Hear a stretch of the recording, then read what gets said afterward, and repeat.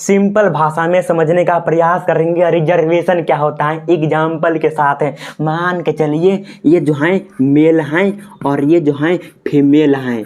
जैसे आप हैं और आपका शादी होगा और एक जो होगा बेटा होगा और एक बेटी होगा, लेकिन आप 4-5 साल के होंगे और आप बीमार हो जाएंगे।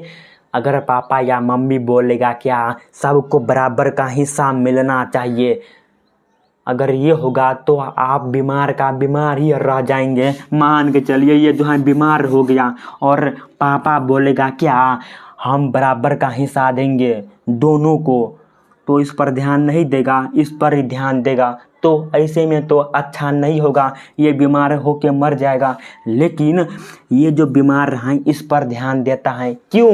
क्योंकि अब यार जिसको ज़रूरत है उसको देगा तो उसको कुछ फ़ायदा भी देखने के लिए मिलेगा, वरना ये जो है ना बहुत पछताएगा और इसके अंदर में हिंसा उत्पन्न हो जाएगा कि मेरे जो माता पिता हैं ना हमको बहुत मारता है, हम पर विश्वास नहीं करता है, हमको बहुत बुरा भला कहता है और बस मेरे बड़े बड़े भाई को मानता है। ऐसे हिंसा उत्पन्न हो जाता है और भीमराव अम्बेडकर ने ये देखा हुआ था, इसलिए संविधान में इस सब को देखते हुए इंक्लूड किया। जो छोटे छोटे जो एसटी सभाएं बहुत बहुत पिछड़े जाति सभाएं उस पर ध्यान दिया और संविधान में इसको इंक्लूड किया गया और 1950 ईस्वी में ये जो है ना प्रकाशित किया गया।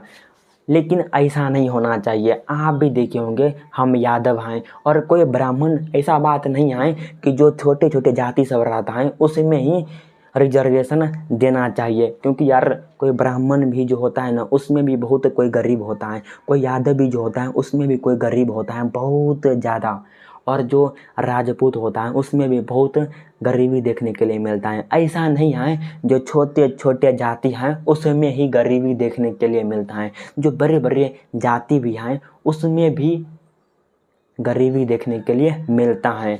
लेकिन 1990 की बात करते हैं। 1990 में एक हमारे पास मंडल था जो कि डिसाइड करता है कि कितना आरक्षण मिलना चाहिए।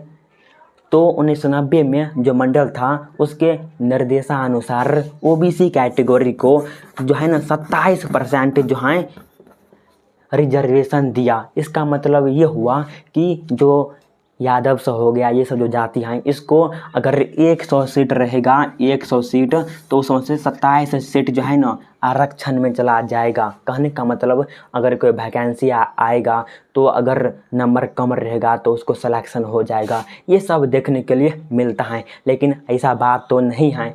जो ब्राह्मण हैं उसमें सब अमीरी अमीरी अमीरी अमीरी होता है, ऐसा बात नहीं है।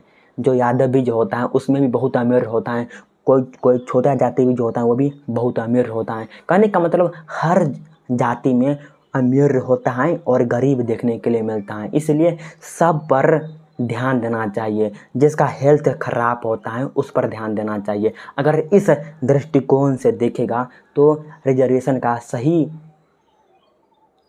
मतलब हो पाएगा, क्योंकि यार जो बड़े बड़े जाति हैं अगर उसको ही मिल जाएगा, यार जाति पर मत देखो यार, देखो कि उसको कितना मतलब ज़रूरत है, और जिसको ज़रूरत होगा ही नहीं बस उसको देगा तो क्या फ़ायदा।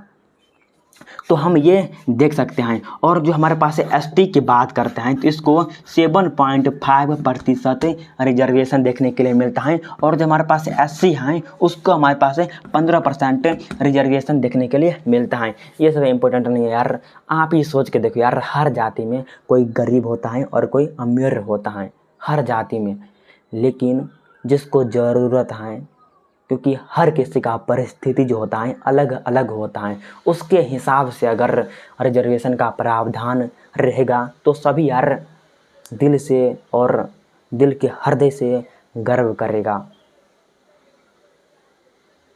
और हमारे देश की जो अर्थव्यवस्था है ये पूरा पूरी बर्बाद हो रहा है, क्योंकि भ्रष्टाचार इतना बढ़ गया है, जो मन में आता है जो करता है, सीधा सीधी बात।